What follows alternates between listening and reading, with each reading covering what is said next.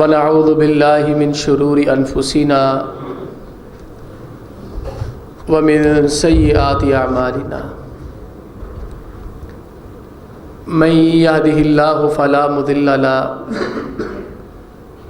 ومن يضلل فلا هادی له واشهد ان لا الہ الا اللہ واشهد ان محمدا عبده ورسوله اما بعد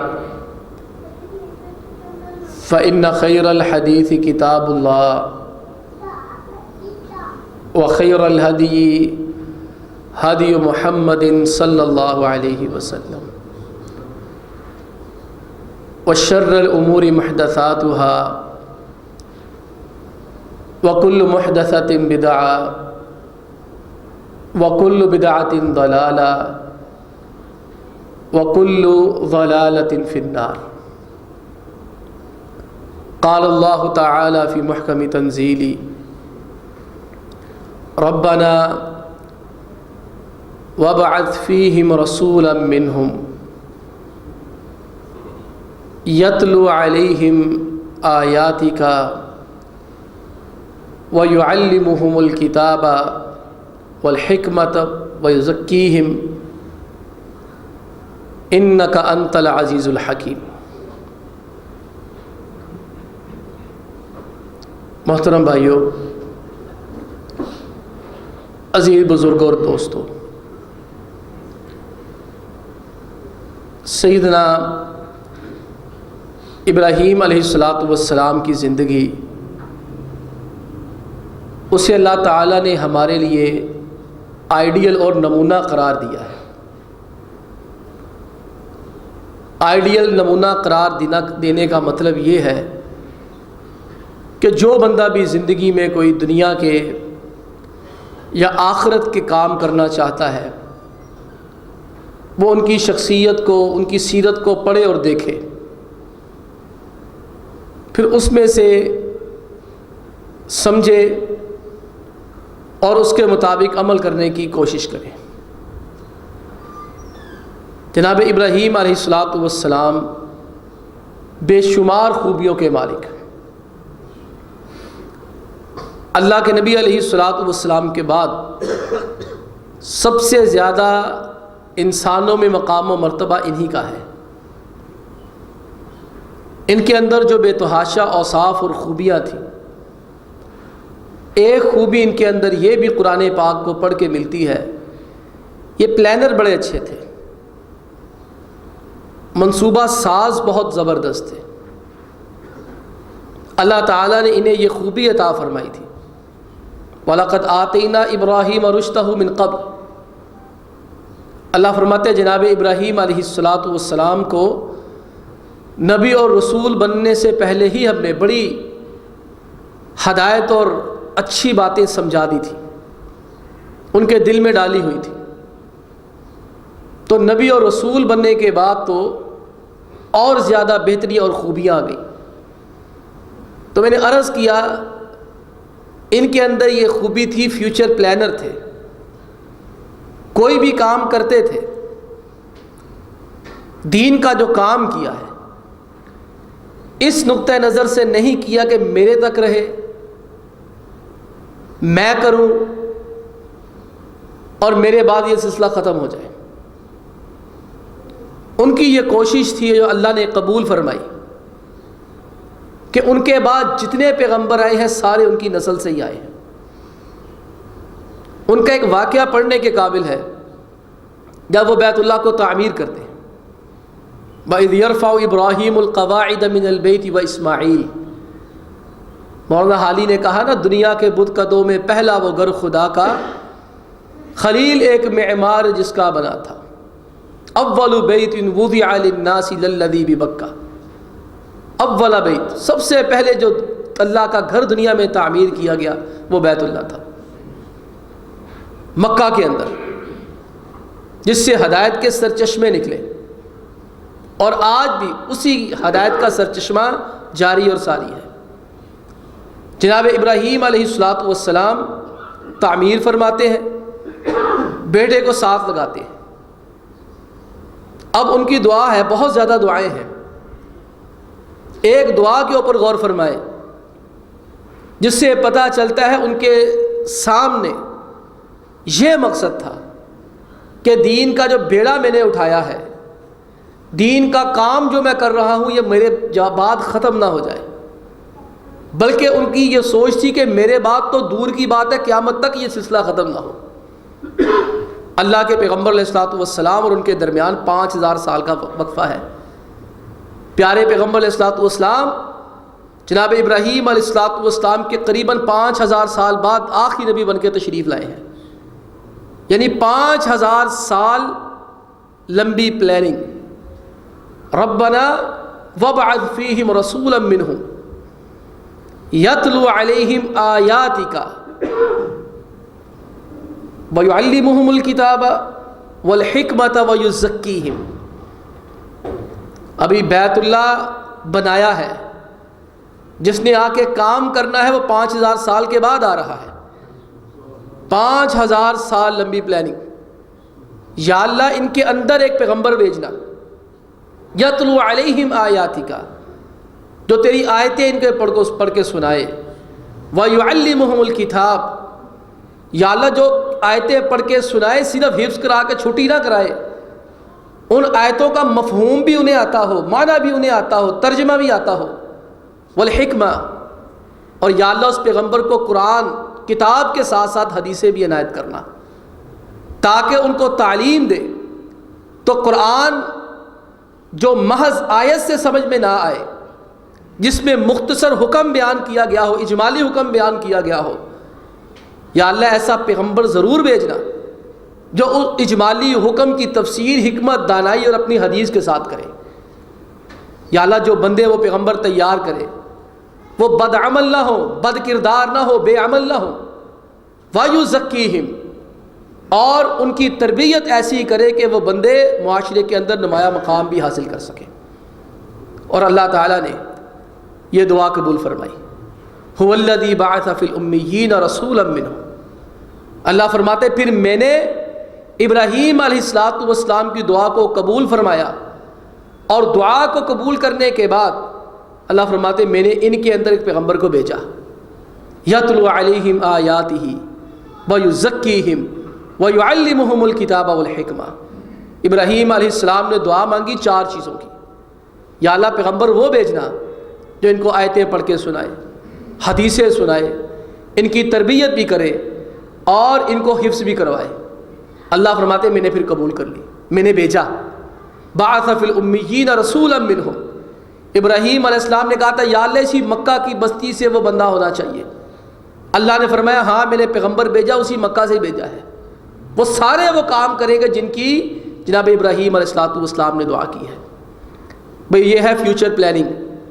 آج ہم کس لیے ناکام ہوتے ہیں دنیا کے معاملے میں بھی اور آخرت کے معاملے میں بھی، کہ ہمارے پاس کوئی پلاننگ نہیں ہوتی، کوئی منصوبہ سازی نہیں ہوتی، کام کرنا ہے، کرنا کیسے ہے۔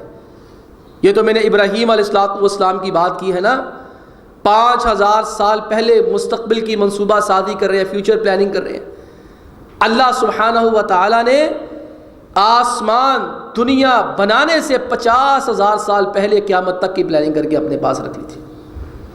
یعنی ابھی آسمان نہیں بنا، زمین نہیں بنی، کچھ بھی نہیں ہے، ابھی وہ ہائیڈروجن نائٹروجن وہ گیسیں آپس میں مل کے جسے کہتے ہیں بگ بینگ کا دھماکہ بھی نہیں ہوا، وہ جو ہزاروں لاکھوں کروڑوں ایٹموں کے برابر دھماکہ ہوا، زمین و آسمان ایسے کر کے جو ہے وہ الگ ہو گئے، دھواں ہی دھواں ہو گیا۔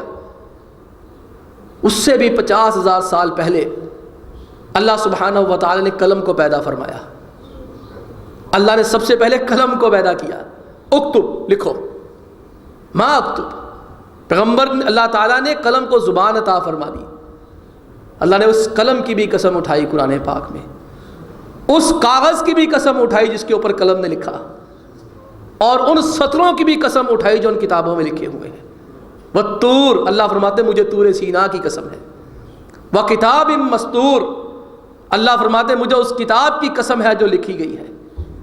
اور اللہ نے اس قلم کی شان میں پوری ایک سورت نازل فرمائی، سورہ قلم جسے ہم کہتے ہیں، نون والقلم وما یسطرون۔ اللہ فرماتے میں قسم اٹھاتا ہوں اس قلم کی، اور میں اس کی بھی قسم اٹھاتا ہوں جو قلم نے لکھا ہے، پیغمبر تو پاگل نہیں ہے، دنیا جھوٹ بولتی ہے۔ یہ قلم کب بنا؟ آسمان و زمین کی پیدائش سے 50,000 سال پہلے اللہ نے کہا لکھ، اللہ کا حکم تھا، اس نے پوچھا ما اکتب، یا اللہ میں کیا لکھوں؟ اللہ نے فرمایا اب سے لے کے قیامت تک جتنی دنیا کے اندر کام ہونے ہیں، جتنے لوگ آنے، سب کی زندگی اور سب کے حالات یہاں پہ لکھ دیں۔ ذاکر نائک کا نام سنا ہوگا آپ نے، ان سے ایک صاحب مل کے آئے، وہ بتا رہے تھے، ذاکر نائک نے کہا میں مر بھی جاؤں تو 500 سال تک میرا ادارہ کہیں نہیں جاتا۔ اس نے کہا میں مر بھی جاتا ہوں، میرا ادارہ 500 سال تک کہیں بھی نہیں جاتا۔ کس طرح؟ کیوں؟ اس نے کہا اس لیے کہ میں نے 500 سال کے کام لکھ کے یہاں پہ رکھ دیے ہیں، میں مر بھی جاؤں گا تو میرے بعد کام چلتا رہے گا۔ آج میں اور آپ سوچیں، ہمارے پاس دنیا بھی آتی ہے لیکن صحیح منصوبہ بندی نہ ہونے کی وجہ سے وہ چلے جاتی ہے، دین بھی آتا ہے لیکن مثبت منصوبہ سازی نہ ہونے کی وجہ سے دین بھی ہمارے پاس صحیح نہیں آتا۔ آپ نے بے شمار لوگوں سے سنا ہوگا ہمارے پاس وہ بھی تھا۔ دنیا ہے امکانیات کی، یہاں ہر ایک کو ملتا ہے۔ میں جو سمجھا ہوں اپنی چھوٹی سی زندگی میں، ہو سکتا ہے مجھے غلطی لگی ہو، آپ میرے بزرگ ہیں، میرے بڑے ہیں، آپ مجھ سے زیادہ علم رکھنے والے ہیں، آپ مجھ سے زیادہ دنیاوی معاملات کو سمجھنے والے۔ میں تو ایک مولوی آدمی گھر میں یا مسجد یا مدرسے میں رہنے والا ہوں، میں تو وہ چیزیں نہیں سمجھ سکتا جو آپ کاروباری لوگ سمجھ سکتے ہیں اور سمجھ رہے ہیں۔ لیکن ایک چیز میں ضرور سمجھا ہوں، ہو سکتا ہے وہ غلط ہو، آپ غلط بھی کہہ سکتے ہیں، زندگی میں ایک دفعہ کامیابی آپ کے دروازے پہ ضرور دستک دیتی ہے۔ ایک دفعہ زندگی آپ کے دروازے پہ کامیابی آ کر بلاتی ہے، مولانا صاحب، حضرت صاحب آ جاؤ، میں کامیابی ہوں۔ اگر دل کی آنکھ کھلی ہو، یہ تو کھلی ہوتی ہے نا، یہ تو کھلی ہوتی ہے، اگر دل کی آنکھ کھلی ہو تو انسان اس کامیابی کو فوراً پکڑ لیتا ہے اور اس کی 3 4 5 6 7 نسلیں عیش کرتی ہیں۔ اگر اس کامیابی کو نہ پکڑ سکے تو 3 4 5 سال تو بڑی عیاشی کرتا ہے، بڑی موجیں کرتا ہے، لیکن اس کے بعد بیچارہ تہی دست اور تہی دامن ہو جاتا ہے۔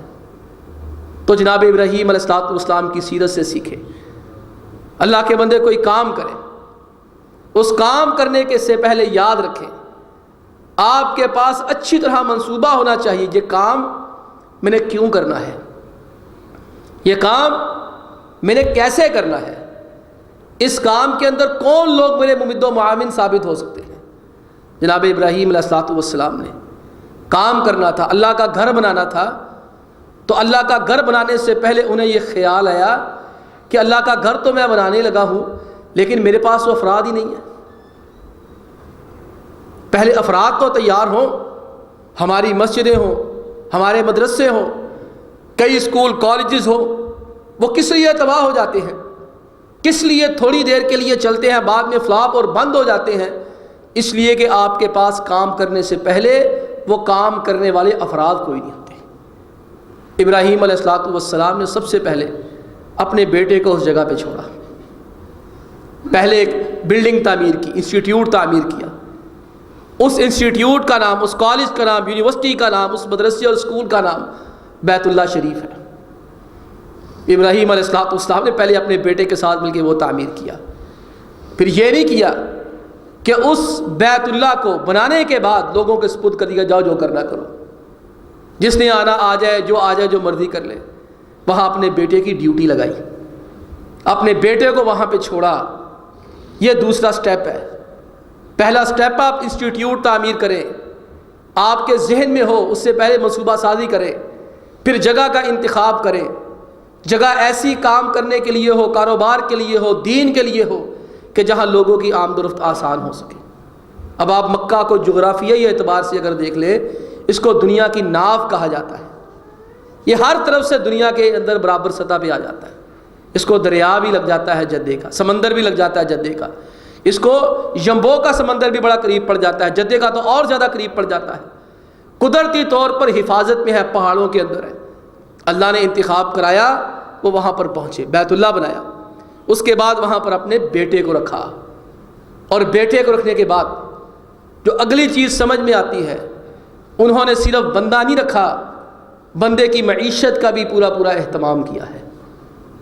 یہ کام کرنے والا میرے بھائیوں، میرے دوستوں، اس حقیقت کو سمجھو، جس بندے کو کسی کام کے لیے رکھا جاتا ہے اس کو کم از کم اتنی سہولتیں، اگر آپ صحیح چاہتے ہیں، میری بات یاد رکھ لیں، آپ کاروباری حضرات ہیں، یہ بات لکھ لیں، اگر آپ کا ملازم ڈنڈی مار رہا ہے، چوری کر رہا ہے، پیسے کھا رہا ہے، چوہے لگا رہا ہے، تو میں نہیں کہتا، دنیا کا امیر ترین آدمی، میں نے اس کی کتاب پڑھی اس معاملے میں، وارن بلفٹ، دنیا کا 1 نمبر آدمی بھی مال و دولت کے اندر رہا ہے، اسے اگر آپ کا ملازم چوری کر رہا ہے، ڈنڈی مار رہا ہے، اس کی 2 وجوہات ہیں۔ ایک، آپ نے اس کی عزت نفس کو مجروح کیا، وہ آپ سے بدلہ لے رہا ہے، آپ نے اسے ذلیل کیا ہے، آپ نے اس کی توہین کی ہے، آپ نے اس کو گالیاں دی ہیں، بکی ہے، وہ بدلہ نہیں لے سکتا آپ سے، لیکن وہ بدلے کی آڑ میں آپ کے کاروبار کا نقصان کرے گا۔ اور دوسری بات یہ ہے، اگر آپ کے کاروبار میں وہ نقصان کر رہا ہے، اس کا مطلب ہے آپ اس سے کام کرواتے ہیں، پیسے پورے کوئی نہیں دیتے۔ اگر آپ نے کوئی منصوبہ بنانا ہے، کوئی کام، کوئی بلڈنگ کھڑی کرنی ہے، تو میری بات یاد رکھیں، اگر آپ نے جس سے کام کروانا اس کی توہین کی، تذلیل کی، وہ کبھی کام نہیں کرے گا۔ اگر عزت نفس ہوگی یا باصلاحیت ہوگا اور عزت نفس ہوگی، وہ اسی وقت وہ جگہ چھوڑ کے تھوک کے چلا جائے گا۔ اس کو پتا ہے کہ میرے راستے بڑے آسان ہیں، میں کہیں بھی پہنچ جاؤں گا۔ لیکن اگر بیچارہ نکما ہوگا، نیلا ہوگا، نکارا ہوگا، آگے نظر کچھ نہیں آتا ہوگا، آپ اس کے سر پہ جوتیاں بھی مارتے جائیں گے، اس نے کہیں بھی نہیں جانا، پھر جائے گا نہیں۔ لیکن دوسرا کام وہ کرے گا، چوہے لگانا کوئی نہیں چھوڑے گا۔ ابراہیم علیہ السلام نے بیٹے کو چھوڑ کے یہ نہیں کیا، بیٹے کو اگر وہاں پہ چھوڑا ہے تو پھر اللہ سے دعائیں بھی کی ہیں، وَارْزُقْ أَهْلَهُ مِنَ الثَّمَرَاتِ مَنْ آمَنَ مِنْهُمْ بِاللَّهِ وَالْيَوْمِ الْآخِرِ رَبَّنَا إِنِّي أَسْكَنْتُ مِنْ ذُرِّيَّتِي بِوَادٍ غَيْرِ ذِي زَرْعٍ عِنْدَ بَيْتِكَ الْمُحَرَّمِ رَبَّنَا لِيُقِيمُوا الصَّلَاةَ۔ یا اللہ، میں اپنے بیٹے کو یہاں چھوڑ کے جا رہا ہوں، دودھ پی رہا ہے ابھی، جب پہلی دفعہ چھوڑ کے گئے، یا اللہ یہاں کھانا پینا، دانا بھی نہیں ہے، کچھ بھی نہیں ہے، مولا کریم میں تیرے آسرے پہ چھوڑ کے جا رہا ہوں، لیقیم الصلاۃ، صرف اس لیے تاکہ یہاں یہ نمازی پکا بن جائے اور یہ نمازیں پڑھتا رہے۔ اچھا اب کیا کرے بندہ، بچہ ہے، ایک بیوی ہے، ایک بچہ ہے، کھانے پینے کو ہے کچھ نہیں۔ فَاجْعَلْ أَفْئِدَةً مِّنَ النَّاسِ تَهْوِي إِلَيْهِمْ وَارْزُقْهُم مِّنَ الثَّمَرَاتِ لَعَلَّهُمْ يَشْكُرُونَ۔ اس بستی کے لیے دعا کی جہاں بچہ رہتا ہے، یا اللہ تمام لوگوں کے دلوں میں اس مکہ کی محبت ڈال دے۔ آج کوئی ہم میں سے کوئی بندہ کہہ سکتا ہے اس کے دل میں مکہ کی محبت نہیں ہے؟ میں کہا کرتا ہوں جو نہیں گئے ان کی محبت کم ہے، جو ایک دفعہ ہو آئے ہیں ان کی محبت بہت زیادہ ہے، ان کا اور جانے کو دل کرتا ہے۔ یہ باپ نے دعا کی کہ میرا بیٹا اس جگہ پہ رہے جہاں لوگوں کے دل مڑ مڑ کے آئے۔ فَاجْعَلْ أَفْئِدَةً مِّنَ النَّاسِ تَهْوِي إِلَيْهِمْ وَارْزُقْهُم مِّنَ الثَّمَرَاتِ۔ یا اللہ اس تمام بستی کو اتنا رزق عطا فرما کہ ان سے سنبھالا ہی نہ جائے۔ کیوں جی، آپ مکہ گئے ہیں، رہ کے آئے ہیں، حج کے دنوں میں 50-60 لاکھ بندہ ہوتا ہے، رمضان میں 35-35 40-40 لاکھ بندہ ہوتا ہے، آج تک کسی بندے کا وہاں رزق کم ہوا ہے؟ کسی ایک بندے سے ہم نے شکایت نہیں سنی کہ ہمیں آج کھانا نہیں ملا، ہمیں بھوکا سونا پڑ گیا۔ ہم نے سب سے یہی سنا، یہاں اتنا کھانا ہے کہ ہمیں سنبھالا نہیں جاتا۔ اور آپ حضرات جب وہاں سے ہو کے آتے ہم سے شکایتیں کرتے ہیں نا آ کر، وہ یار مکے مدینے دے وہ روٹیاں ہی سٹی جاندے نے، سالن ہی سٹی جاندے نے، وہ پورے مرغے ہی سٹی جاندے نے گندے وچ، وہ اللہ کے بندو دعا کا نتیجہ ہے اتنا کہ سنبھالا ہی نہیں جا رہا۔ بیٹے کے لیے دعا کی، یا اللہ اس میرے بیٹے کا رزق کھلا رکھنا۔ یہ ہے فیوچر پلاننگ کے اندر مناسب اور بنیادی چیز۔ اور اگلی بات ہے آپ کا ہدف واضح ہونا چاہیے، کرنا کیا چاہتے ہیں۔ ابراہیم علیہ السلام کا ہدف بہت واضح تھا، بالکل روشن تھا، سورج کی طرح چمکتا تھا۔ ان کو پتا تھا کہ میں نے کیا کرنا ہے، ڈاواں ڈول نہ ہو۔ جو بندہ اپنی فیوچر پلاننگ کے اندر ڈاواں ڈول ہے کہ پتہ نہیں میں نے کرنا ہے، پتہ نہیں کرنا، پتہ نہیں مجھ سے ہونا ہے، پتہ نہیں مجھ سے نہیں ہونا، اللہ کے بندو ایسا بندہ پھر کبھی کامیاب نہیں ہو سکتا۔ وہ دوبارہ نئے سرے سے اپنی فیوچر پلاننگ کرے، منصوبہ سازی کرے، دوبارہ کاغذ قلم لے کے بیٹھے اور روزانہ کی بنیاد پہ فیوچر پلاننگ کرے۔ ہفتے کی بنیاد، روزانہ کے اندر میں یہ کام کروں گا، میں ہفتے کے اندر یہ کام کروں گا، میں مہینے کے اندر یہ کام کروں گا، میں سال کے اندر یہ کام کروں گا۔ آج سے 10 سال کے بعد میں یہ کام کروں گا، میرے مرنے کے بعد 50 سال یہاں پر یہ ہو رہا ہوگا۔ یہ ابراہیم علیہ السلام کی اس طرح سے سبق سیکھے۔ مقصد واضح ہو، آپ کا مقصد واضح ہو، پھر اللہ کے بندوں قربانی دینا بڑا آسان ہو جاتا ہے۔ ہم کوئی بھی منصوبہ بناتے ہیں، یہ بات ہمیشہ یاد رکھیں، 2 چیزوں کی قربانی دینی پڑتی ہے۔ آپ کو اپنے وقت کی قربانی بھی دینی پڑے گی جو آپ نے چیز لینی ہے، اور دوسری بات ہے آپ کو اپنے مال کی معیشت کی قربانی بھی دینی پڑے گی۔ یہ نہیں ہو سکتا آپ ایک کام شروع کریں، وہاں توجہ ہی نہ دیں، دھیان ہی نہ دیں، پھر اللہ کے بندوں کام نہیں چلنے۔ یا جب پیسے خرچنے کا معاملہ ہے آپ کو دل کا دورہ پڑے، ہارٹ اٹیک ہو جائے، ایسا نہیں ہوتا۔ یہاں مال کی قربانی دینی پڑتی ہے، یہاں وقت کی قربانی بھی دینی پڑتی ہے، اور یہاں پر بسا اوقات اپنی جان کی قربانی بھی دینی پڑتی ہے۔ پھر جب مقصد واضح ہوتا ہے تو اللہ کی قسم انسان مر بھی جاتا ہے، اس کے واضح مقصد ہونے کی وجہ سے اس کے مرنے کے بعد بھی وہ کام ہو جاتا ہے۔ اللہ کے پیغمبر علیہ الصلوۃ والسلام کے پاس کچھ لوگ آئے، کہنے لگے ہمیں وہ دین کا کام کرنا ہے، تو آپ براہ کرم کچھ بندے بھیجیں ہمارے پاس، تو ہم ان کو ساتھ لے کے جائیں گے اور ہمیں دین سکھائیں گے۔ اللہ کے پیغمبر علیہ الصلوۃ والسلام بڑے خوش ہوئے، کچھ افراد کو روانہ کر دیا، کہا جاؤ بھی وہاں جا کے نا دین کا کام کرو۔ سارے علماء صحابہ تھے، قاری صحابہ تھے، عالم صحابہ کی جماعت گئی، 10 غالباً زیادہ بھی ہو سکتے ہیں، 2 واقعات ہیں، 70 کے بھی الفاظ ہیں، 10 کی 2 واقعات ہوئے مختلف۔ انہوں نے پورا پلان کیا ہوا تھا، منصوبہ سازی کی تھی کہ فلاں جگہ پہ جا کے ایک اشارہ کریں گے، وہاں لوگ چھپے ہوں گے، وہ ان کو شہید کر دیں گے۔ وہ ایسا ہی ہوا، وہ ایک علاقے میں پہنچ کے انہوں نے مخصوص اشارہ کیا، وہ اس پہاڑی کے پیچھے جو لوگ چھپے ہوئے تھے تلواریں لے کے آ گئے، نیزے لے کے آ گئے۔ جناب انس بن مالک رضی اللہ تعالی عنہ کے ماموں جناب حرام رضی اللہ تعالی عنہ بھی اس کے اندر شامل تھے۔ پیچھے سے ایک آدمی آیا، آگے چہرہ تھا، اس نے نیزہ ان کے سینے کے اندر مارا۔ جناب انس کے ماموں جناب حرام رضی اللہ تعالی عنہ، ان کے سینے پہ نیزہ لگا ہے۔ اللہ کے بندوں، میں نے کہا تھا مقصد کیا ہے؟ وہ کسی نے کہا تھا میری زندگی کا مقصد تیرے دین کی سرفرازی، میں اسی لیے مسلمان، میں اسی لیے نمازی۔ ان کی زندگی کا مقصد تھا دین کی تبلیغ، نشر و اشاعت، لوگوں کو مسلمان کرنا۔ اب دیکھیں زندگی میں جیتے جی وہ کام نہ کر سکے، یہ نتائج زندگی میں کہاں ہاتھ آتے ہیں؟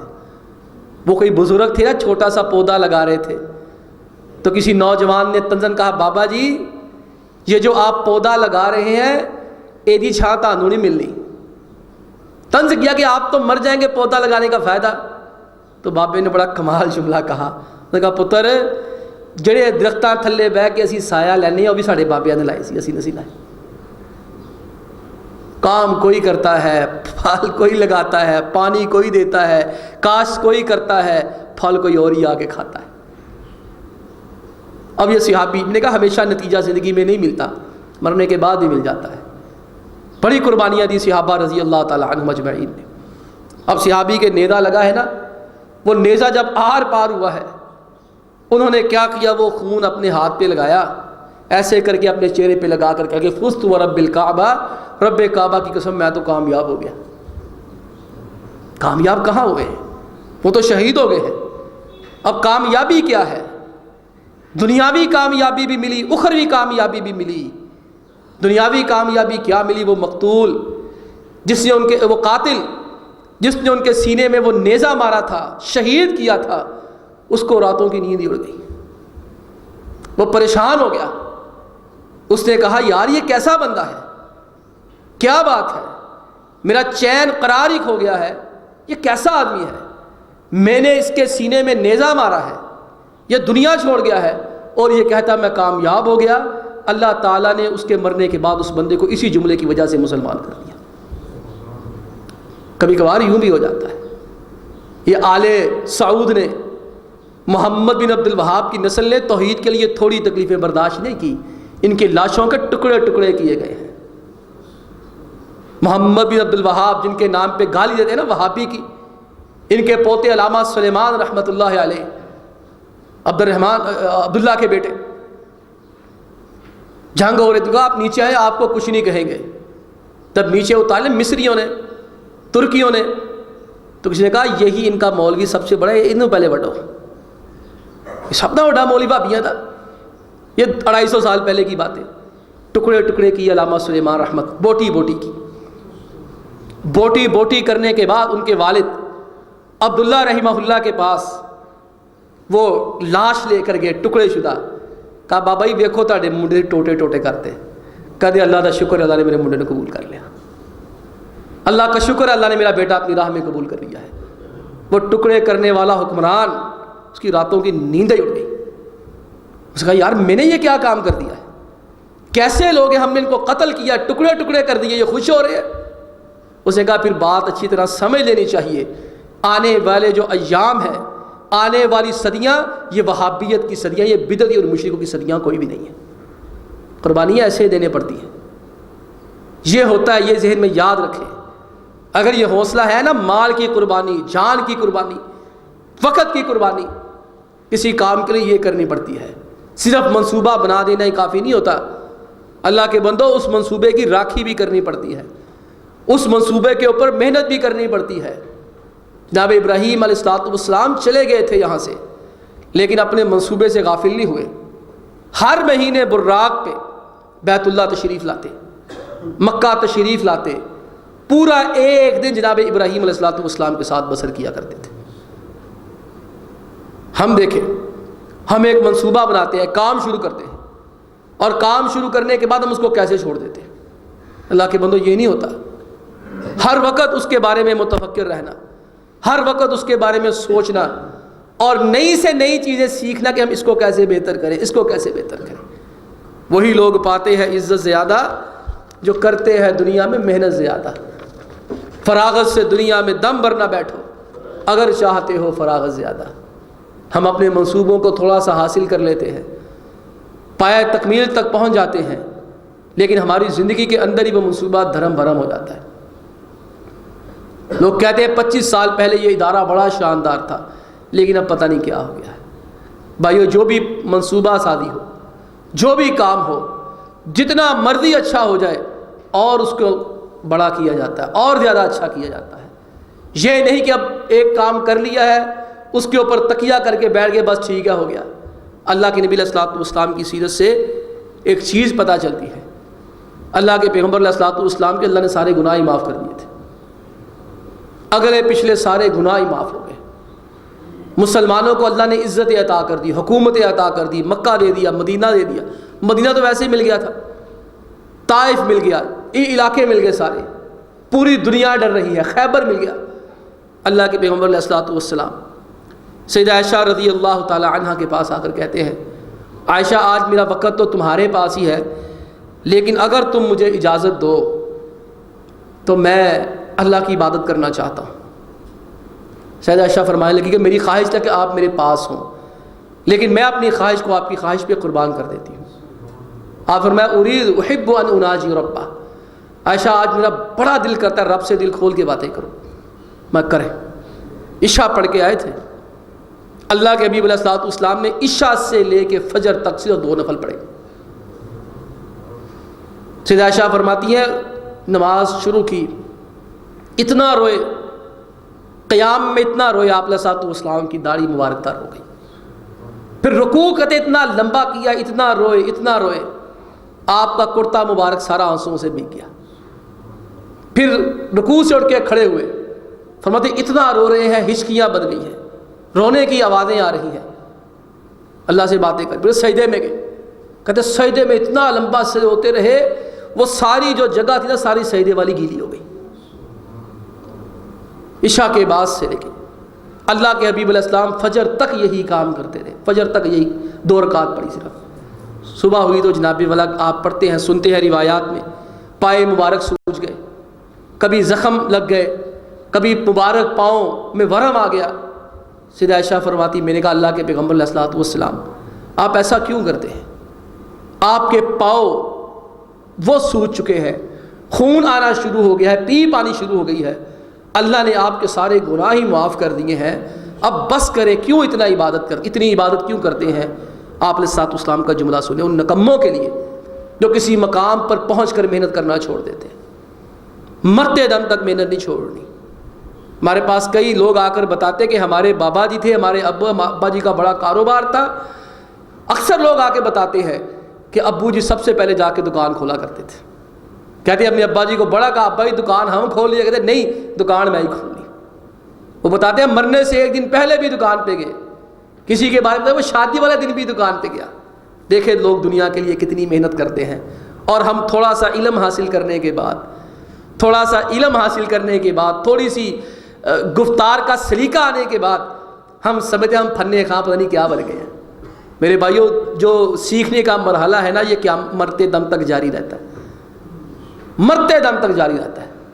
جس وقت انسان نے سمجھ لیا میں کامل ہوں، سمجھے بندہ فیل ہو گیا، اس کا زوال شروع ہو گیا۔ اللہ کے پیغمبر علیہ الصلوۃ والسلام کا جواب سنیں۔ سیدہ عائشہ نے کہا بس کریں، نہ کریں اتنی عبادت۔ اللہ کے پیغمبر علیہ الصلوۃ والسلام افلا اکون عبدا شکورا، عائشہ اللہ نے اتنے مقامات دے دیے ہیں، اب میں نے اللہ کا شکر بھی نہیں ادا کرنا؟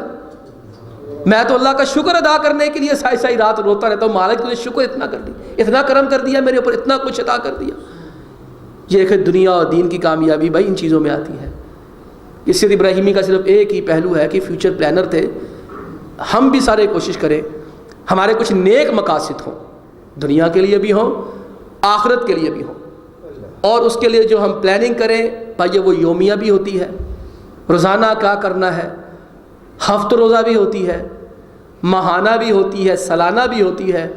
اس کے اوپر مسلسل جمعے پڑھائے جا سکتے ہیں۔ سمجھ لے تو اتنی ہی بات کافی ہے۔ اپنے ذہنوں کو حرکت دے کے نیک مقصد کا انتخاب کریں، اور اس کے لیے پھر تن من دھن کی بازی لگائیں۔ اللہ تعالیٰ انشاءاللہ ہمیں ضرور قبول فرمائے گا۔ اللہ سے دعا ہے کہ اللہ تعالیٰ ہمیں اپنے نیک مقاصد میں کامیاب فرمائے۔ وآخر دعوانا ان الحمد للہ رب العالمین۔